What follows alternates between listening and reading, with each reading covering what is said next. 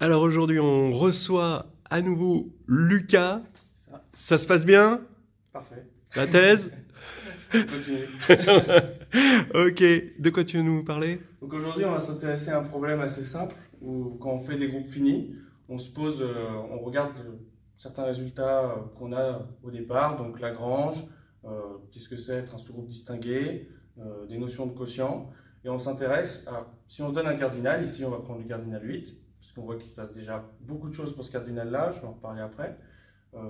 Regardez, est-ce qu'on peut donner une classification à isomorphisme près des groupes d'ordre 8. Donc, tout d'abord, un petit aparté pour les groupes abéliens. Les groupes abéliens, en fait, c'est assez simple. C'est soit votre groupe, il est engendré par un élément qui est d'ordre 8. Donc là, soit on a, du coup, Z sur Z.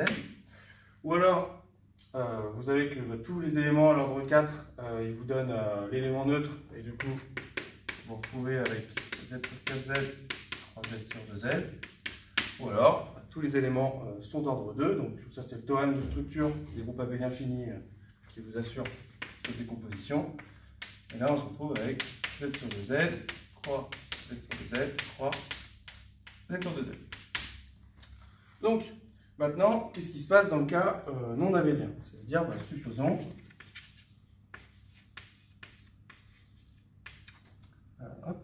G non abélien de cardinal 8.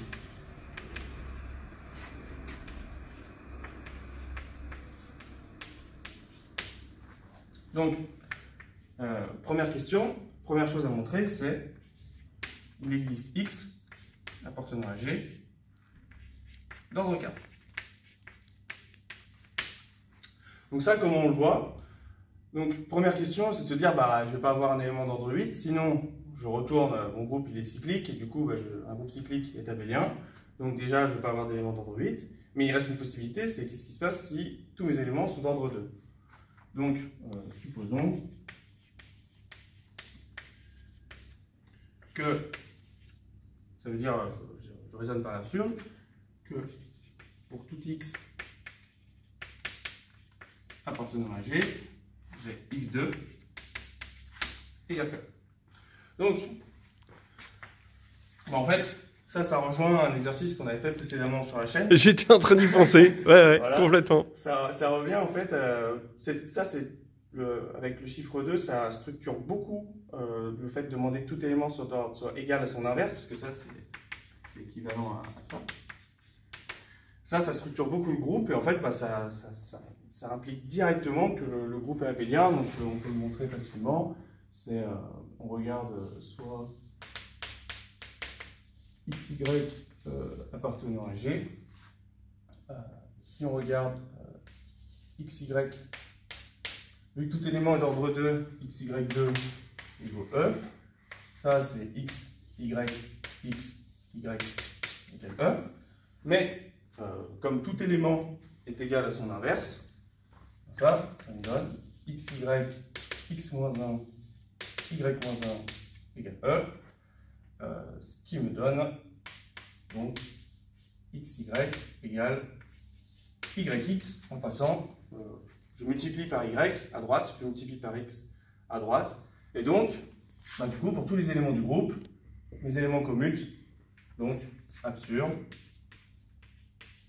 Ça veut dire que je peux trouver un élément qui n'est pas d'ordre 2, et vu que j'ai supposé G non abélien, cet élément ne sera pas d'ordre 8, donc là, d'après le théorème de Lagrange. Donc on n'utilise que des choses très simples.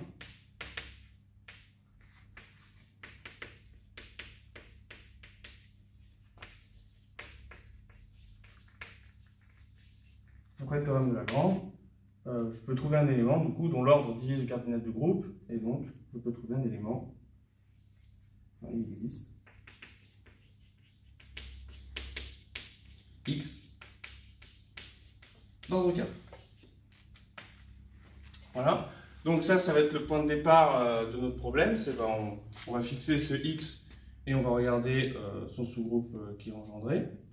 Donc, maintenant, le but c'est de se dire, je peux prendre un élément, on considère Y, qui appartient à G, tel que Y n'appartient pas à X. Donc crochet X pour le sous-groupe engendré par X. Et donc, quelle va être l'idée? Donc ça, j'avais noté ça comme une question.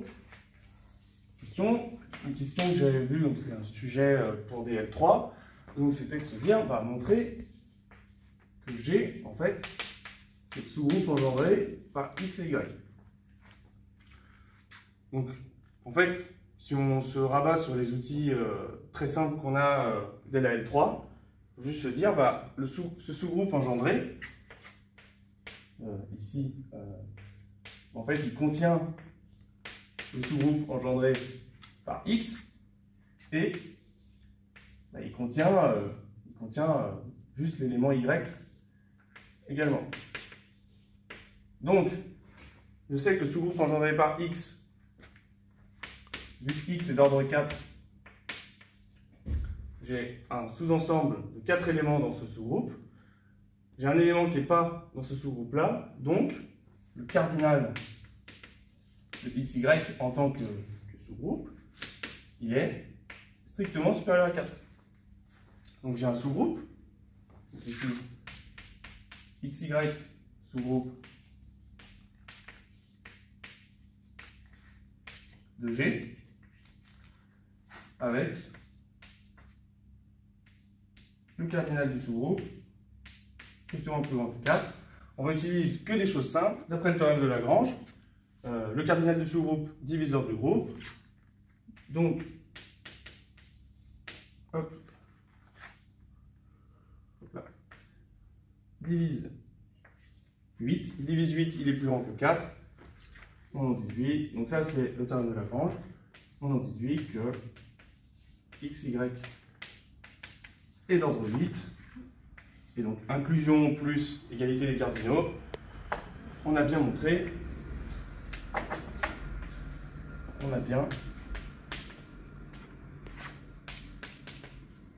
XY égale G. Donc ça, c'est vraiment le point de départ. On est parti d'un groupe abstrait avec 8 éléments. On prend un élément qui nous intéresse, c'est vraiment de se dire, on va avoir un élément qui est d'ordre 4. Et là, on regarde en dehors de ce sous-groupe ce qui se passe. On se dit, bon, là on a trouvé que notre groupe déjà il est engendré par 2 éléments. Donc on va pouvoir travailler beaucoup plus simplement dessus. Donc une autre question, c'était de... En tout cas, s'il était engendré par un élément, voilà, il serait abélien. Il serait abélien, voilà. Déjà, ouais, donc, mais là on en a 2, donc c'est bien. On a une présentation assez sympathique. Maintenant, troisième question, donc il y avait dans le sujet, c'était montrer que le sous-groupe engendré par X est distingué dans G. Donc là, il y a plusieurs manières de faire, selon le niveau où on est. Il y a des manières très directes de dire il est d'indice 2 et on y va tout de suite. Bon, quand c'est 2, c'est assez simple. En fait, c'est si on regarde vu que Y, je vais regarder les classes, ça veut dire, si je regarde les classes à gauche, donc je sais que Y, je peux prendre Y comme représentant parce qu'il n'est pas dans ce groupe engendré par X.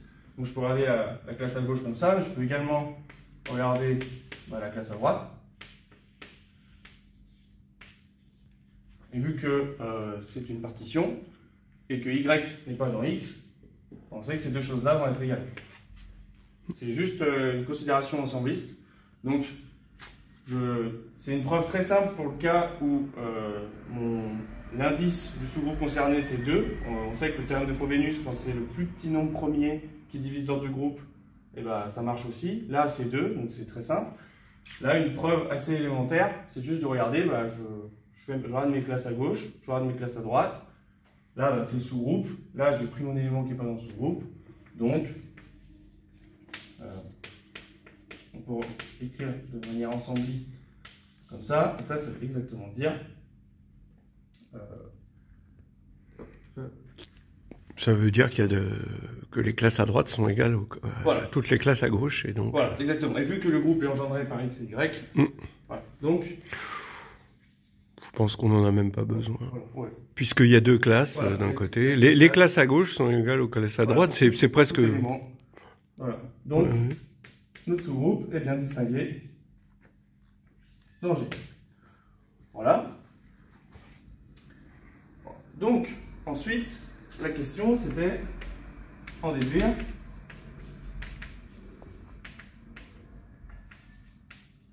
que Y2 appartient au sous-groupe engendré par X. Et ça, c'est également une chose d'assez classique.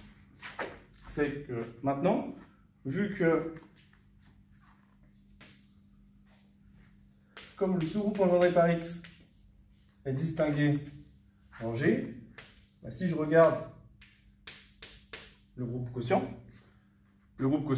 est muni d'une structure de groupe. Donc vraiment accessible niveau L3. Hein.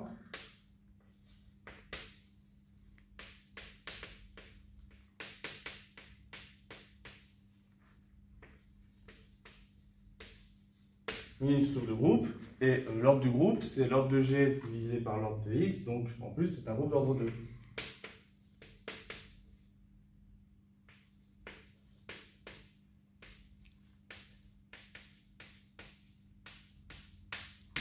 Donc, groupe d'ordre 2, bah, du coup, dans ce groupe, il y a qui?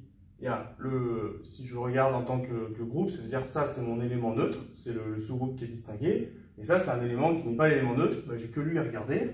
Donc, quelle est la loi de groupe? C'est, je regarde cet élément-là, je le multiplie par lui-même pour la loi quotient. Donc, comment on définit la loi sur un quotient? Lorsque le sous-groupe est distingué, on sait que ça définit bien notre groupe quand on regarde comme ça. Ça, c'est donc un élément élevé au carré. Je suis dans un groupe d'ordre 2, donc théorème de Lagrange. Je vaux l'élément neutre de ce groupe-là. Cette égalité, qu'est-ce que ça signifie? Quand on a un élément fois le sous-groupe qui est égal au sous-groupe, quand on arrive ensemble, ça veut bien dire que Y2 appartient au sous-groupe engendré par X. Ce qui était demandé, et le en déduire. Donc ça, élément aussi assez intéressant, c'est de se dire, bah, quand on a un groupe quotient et qu'on élève un élément, peu importe l'élément, à la puissance de l'ordre du groupe quotient, bah, on retombe dans le groupe en question. C'est quelque chose qui est assez classique après la L3, mais quelque chose là qui est bien utile ici. Ensuite, question, il fallait montrer, donc je ne sais plus combien, c'est 4. Donc question, il fallait montrer que xy, y-1 égale x cube qui est égal à x-1. Donc là, on a nos deux générateurs. On sait qu'on a dans ce groupe non abélien d'ordre 8, on a un groupe qui est distingué, on a une bonne structure. On voit qu'on approche de la fin. Il est distingué. Qu'est-ce qu'on a envie de faire? C'est de regarder qu'est-ce qui se passe si on conjugue. Quelque chose de très naturel. Et du coup, on conjugue par l'élément Y, puisque c'est lui qu'on a pris en dehors du groupe. Donc là, il y a plusieurs manières de faire. Vu que, donc, comme le sous-groupe engendré par X est distingué dans G, on sait que YX, Y-1, il appartient à X. Donc déjà, ça limite les candidats, il n'y en a pas beaucoup. On conjugue par un élément, X n'est pas l'élément neutre, donc cette chose-là, déjà, ça ne va pas être un élément neutre. Mais très important, c'est si on regarde taux Y qui a X, ceci, donc on regarde vraiment la conjugaison. La conjugaison, c'est vraiment l'automorphisme de base quand on regarde les groupes. Du coup, il préserve les ordres. Donc ça veut dire que X, ici, si je regarde, donc je note ordre pour l'ordre de X, ça va être égal à l'ordre de taux Y de X. Donc, Y, X, Y-1 a le même ordre que X.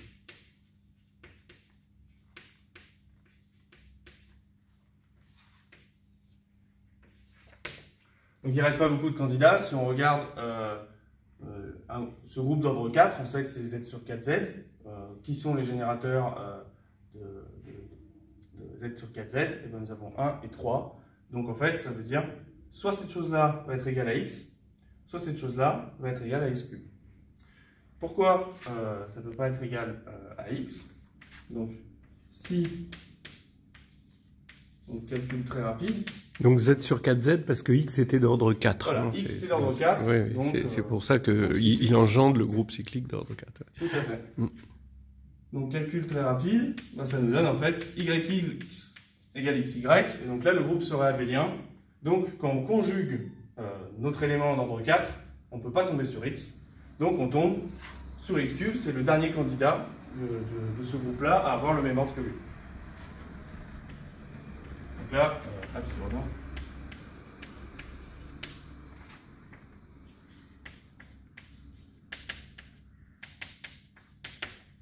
Et donc, X cube, X-1, parce que X est d'ordre 4, mais là on voit que ça nous donne un peu déjà une information sur le type de groupe qui va arriver, parce qu'on cherche à classifier, enfin à classer les groupes non abéliens d'ordre 8. Donc déjà là on voit qu'on a quelque chose d'assez caractéristique pour la suite. Donc ensuite, la question, c'était, maintenant, nous savons que Y2, il fallait, donc là c'est question 5, c'était montrer que Y2 est soit égal à E, soit égal à X2. Et là en fait on voit que ça va être là l'exercice va se scinder en deux à ce moment-là. C'est en fait on a pris l'élément X, c'est assez clair que c'est l'élément d'ordre 4, mais un élément qui n'est pas dans ce groupe engendré par X, on voit que l'élément Y il pourrait être d'ordre 4 ou il pourrait être d'ordre 2. Et en fait c'est exactement ça. Là, on voit que si Y2 il vaut E, Y est d'ordre 2. Et si Y2 vaut X2, on voit qu'on aura choisi un Y d'ordre 4 qui n'était pas dans ce groupe. Donc ça donne vraiment deux comportements différents.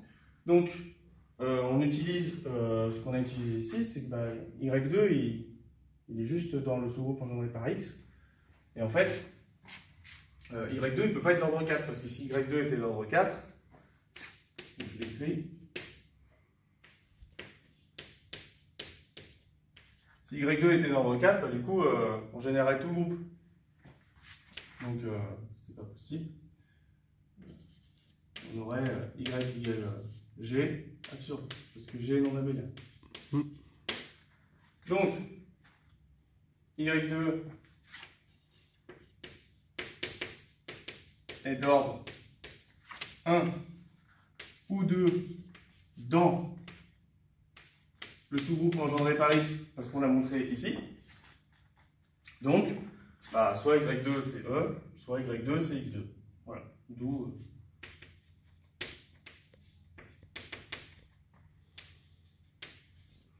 Donc là, on voit qu'on a quasiment fini, il faut juste reconnaître les groupes en question. Donc, on va prendre deux cas, je trouve un petit peu plus simple, c'est-à-dire, si Y2 égale E, donc, on se dit qu'on a choisi un élément d'ordre 2. Qu'est-ce qu'on a montré d'autre dans cet exercice? On a montré ceci.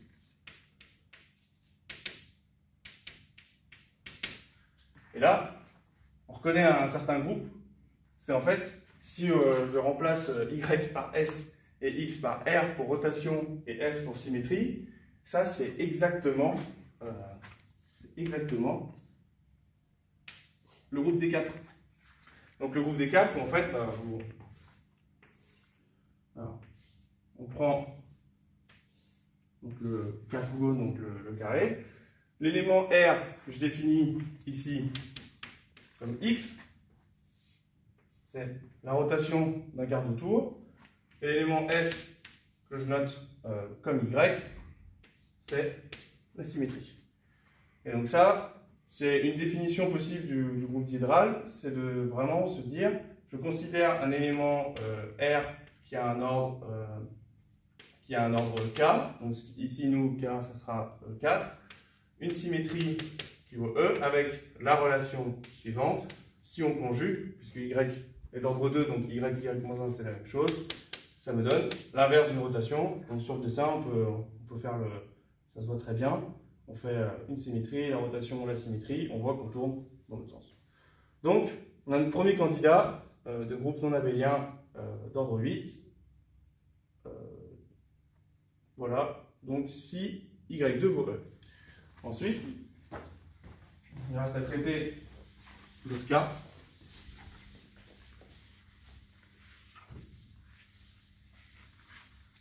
Donc l'autre cas, c'était si y2 égale x2. Et ça, là, on a créé quelque chose d'un peu différent, c'est de se dire, bah, quand on a pioché notre élément en dehors de notre sous-groupe engendré par x, donc notre y, on a pris un y qui était d'ordre 4. Du coup, on va regarder ces éléments-là, et je vais me baser sur un calcul un peu classique, c'est de se dire, j'ai envie de penser que ces trois choses-là, donc on va regarder les quaternions, ça se comporte comme ces choses-là. Qu'est-ce qui se passe quand on fait les quaternions? C'est de se dire, bah, je multiplie i et j, ça me donne le suivant, ça me donne k. Si on modifie l'ordre, il faut rajouter le -1. Donc ça, c'est la présentation classique des quaternions. Donc, si je fais x fois y, ça me donne bien xy, donc ça, voilà, hein, il n'y a pas de problème. Ensuite, qu'est-ce que je dois vérifier? Je dois vérifier que y fois xy, il faut que je retombe sur x. Donc, y fois xy, bah, qu'est-ce que je sais sur mon groupe? C'est pas grand chose, mais en tout cas, je vais conjuguer. Et là, ça me donne y2. Le conjugué, on a dit que c'était x-1. y2, dans ce cas-là, c'est x2. Ça donne x. Donc, j'ai bien i fois j qui me donne k. J'ai bien j fois k qui me donne i. Et donc là, de manière, s'il fallait le prouver plus proprement, on voit bien que là, avec ces trois briques élémentaires, on reconnaît H8. Donc, pour finir notre liste, donc, classification des groupes d'ordre 8. Donc, pour les groupes non abéliens,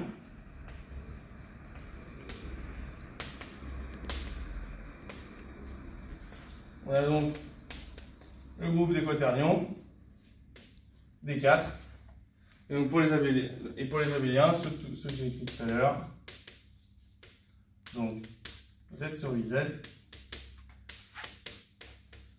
z sur 4z, je crois, z sur 2z, et z sur 2z au cube. Pourquoi cet exemple? Juste pour parler un petit peu des quaternions, parce que c'était le sujet des dernières vidéos. Pourquoi cet exemple il est assez intéressant? C'est parce qu'on voit que ici, 8, c'est le premier cube en quelque sorte. Et on voit que là, il se passe déjà plein de choses en termes de lorsqu'on classifie les premiers groupes de petits cardinaux. On voit que là, on a déjà de quoi dire vraiment beaucoup de choses parce que, bon, pour faire un petit résumé, on sait que D4, c'est un produit semi-direct. Le groupe des quaternions, on peut montrer que ce n'est pas un produit semi-direct. Donc déjà, ça, c'est déjà une première bifurcation lorsqu'on augmente dans les cardinaux. Autre chose, c'est que si vous prenez un groupe qui est d'ordre P carré, on sait que forcément il est abélien avec de l'action de conjugaison, donc si on fait des actions de groupe. Là, on voit que c'est un groupe d'ordre P au cube, et on a deux groupes non abéliens. Donc ça, c'est aussi une des propriétés en question. Et puis le groupe des quaternions, il donne vraiment beaucoup de contre-exemples à plein d'idées qu'on a envie de se faire lorsqu'on rencontre la théorie des groupes. C'est de se dire, bah, si on regarde le groupe des quaternions, si je prends H dans H8, en fait, tous les sous-groupes sont distingués. Donc, pour décrire un petit peu, le centre des quaternions, c'est 1 moins 1. Parce qu'on sait que le centre d'un P-groupe il est non trivial. Et donc, si je regarde tous les autres sous-groupes, donc ça veut dire celui engendré par I, enfin, bon, après c'est pareil, hein, ou celui engendré par J, par K, eux ils sont d'indice 2, donc ce qu'on a vu dans l'exercice, hein, sous-groupe d'indice 2, bah, ils sont tous distingués. Et le groupe, non seulement il n'est pas cyclique, mais en plus il n'est pas abélien. Donc ça c'est une sorte de contraposé, donc avec H8. On avait bien, parce que une propriété qu'on voit très rapidement, c'est si G est abélien, alors tous ces sous-groupes sont distingués.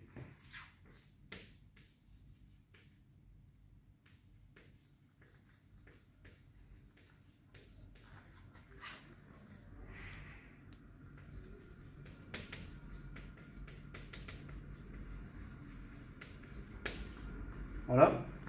Donc on voit déjà que ça c'est un super, enfin c'est vraiment un très bon groupe à garder en tête parce qu'il vous donne plein de contre-exemples, que ce soit pour ceux qui veulent faire du produit semi-direct, là comme on le voit sur plein de propriétés liées au groupe cyclique, parce que si on fait les quotients de ces deux groupes-là, parfois on va avoir des quotients qui vont être isomorphes, mais pourtant les deux groupes ne sont pas isomorphes.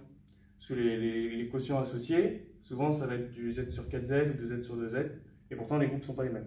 Puis pour ceux qui veulent aller encore plus loin, il y a quelque chose d'assez remarquable que je ne sais plus prouver, mais qui est que ces deux groupes-là ont la même table de caractères. Donc, elles ont déjà toutes les deux 5 classes de conjugaison, c'est déjà voilà. Bien parti. Voilà, et donc ça nous montre encore un autre contre-exemple vraiment intéressant, qui est de se dire, bah, si deux groupes ont la même table de caractères, mais ils ne sont pas forcément isomorphes. Voilà, c'est pas tout. Ok, super. Bon, je vais faire quelques petites remarques comme ça. Bon, puisque tu parles de table de caractères, c'est vrai que après on sait. Donc ça veut dire le fait qu'elles aient même table de caractères, ça veut dire que sur C, C de H8 est égal à est isomorphe à C de D4. C'est-à-dire H8 n'est pas isomorphe à D4.